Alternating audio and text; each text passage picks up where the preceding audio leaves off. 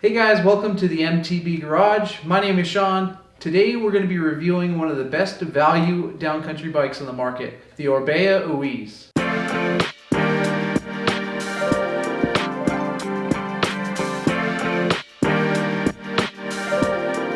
Before we get into the video, don't forget to subscribe and hit the bell icon to get notified about future content. If you want to support the channel, head over to the MTB Garage merch store. You can pick yourself up a t-shirt and it really helps us to put out more awesome MTB content. So today we're doing something a little bit new on the channel. I just picked up this Orbea Oiz from my local bike shop, so I'm going to give you a full rundown on this bike and do a complete head-to-toe review on it. Now I got this bike for a number of reasons. Number one, it's an incredible value, and number two, I needed a bike that was going to be fast and efficient, but also versatile, and I think that this is going to fit the bill. So this is the H20 model. It's priced at $29.99, and for that you get an aluminum frame, a Shimano 12-speed drivetrain, and Fox performance suspension, so it's a pretty killer deal. So this bike comes in a ton of different models and build kits, starting out with the H30 model below this, and going all the way up to the MLTD priced at $89.99. And there's 10 other carbon and aluminum models in between there, so there's a ton of different options depending on what kind of price point you're looking for, what build kit you want, if you want carbon versus aluminum, there's all kinds of choices. Now this is the standard Oiz model, but they also make a TR or trail version that has a few tweaks to the Geo and some more trail bike oriented components that make it a little bit better at descending. While Orbea advertises these as cross-country bikes, I would put them more into the downcountry category. What is downcountry, you ask?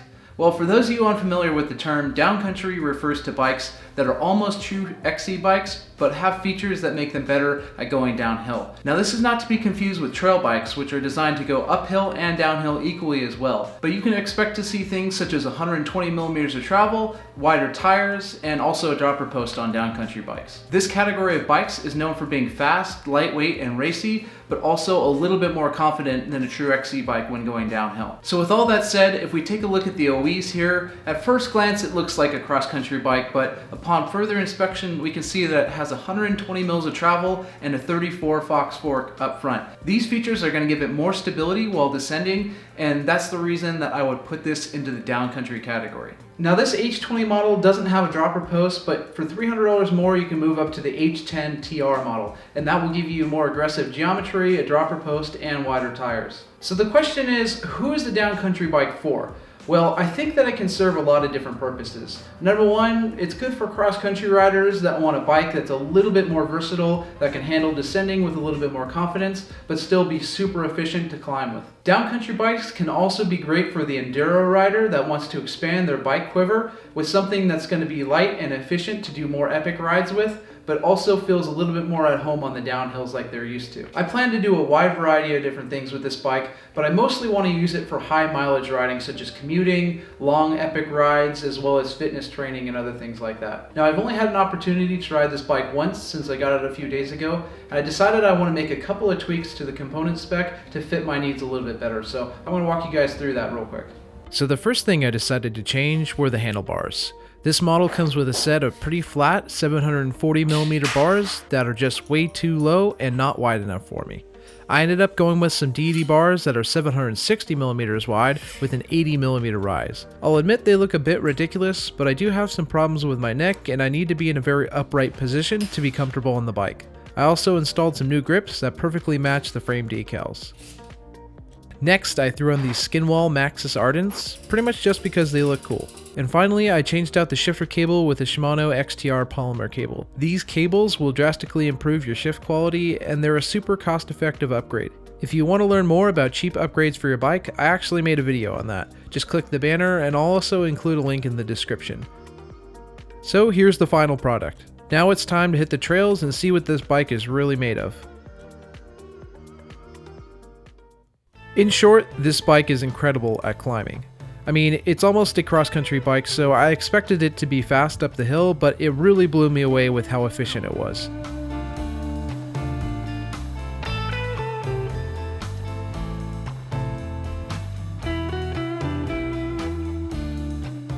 So definitely one of the coolest features on this bike is this dual remote lockout right here. Once we're on the climb, we don't need any of the suspension, so we can just click it and lock out both the fork and the rear shock in order to get maximum pedaling efficiency. Really handy a lot better than having to go down and flip the switch on the fork and shock individually. So really a cool feature for a downcountry bike.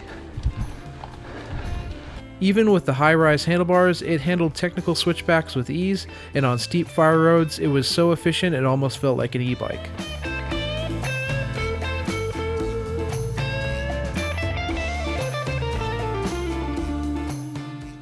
While the Oiz was a rocket ship going uphill, I was really curious to see how it would handle descending. After all, this bike is supposed to be more versatile than your average XC bike. To test out its capabilities, we rode as many trails as we could, from flowy and fun to steep and loose, and everything in between.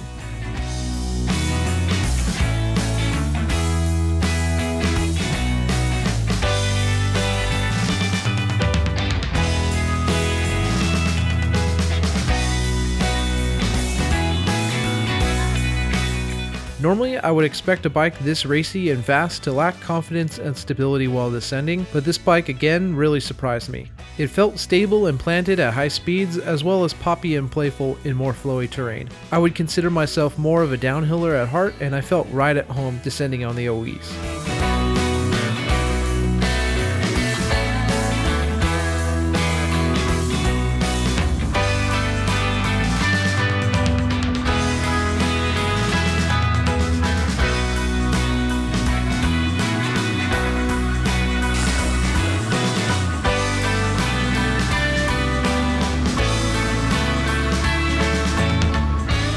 So most of the test riding is done, let's finish up with some final pros and cons of this bike. Starting in the pros column, this bike is a great value. It also has a super solid component spec, and it's ultra versatile. Now this bike is really great, but it is not without flaws. First, it's missing a dropper post. A dropper post would really add even more versatility to this already versatile bike. It's also on the heavy side at 30 pounds with pedals for a large size frame. And finally, I think most people will want to ditch the super narrow 740 bars for something a little bit wider and more stable. All in all, I think this bike fits perfectly into that downcountry category, and it's absolutely a bike you should check out if you want something fast and efficient, but also versatile without breaking the bank. I'll include a link to Orbea's website if you want to learn more about the bike and the different build kits. If you dig the channel, make sure to subscribe and hit the bell icon to get notified about future content. Thanks for watching, and hey, let's ride again next week.